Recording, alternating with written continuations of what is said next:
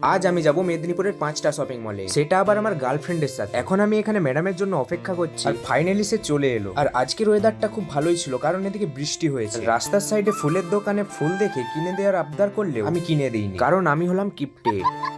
বৃষ্টি ভেজা কালেক্টিভ মোড়কে কত সুন্দর লাগছিল দেখো। কারা কারা এই ভিডিওটা মেদিনীপুর থেকে দেখছো অবশ্যই কমেন্টে জানিও। আমরা প্রথমে ট্রেন্ডসে চলে গেলাম, আর ট্রেন্ডসে গিয়ে সে জামা দেখছিল। আমি ভাবলাম আমার জন্যই দেখছে হয়তো, তারপর সে নিজের জন্য একটা ড্রেস নিয়ে নিল। তারপর আমরা ওখান থেকে বেরিয়ে আবার হাঁটতে হাঁটতে চলে গেলাম বিশালে। আর এখানে এসে তো আমার সবার প্রথম চোখ গেল টি শার্ট গুলোতে। আর ও কি দেখছে দেখো।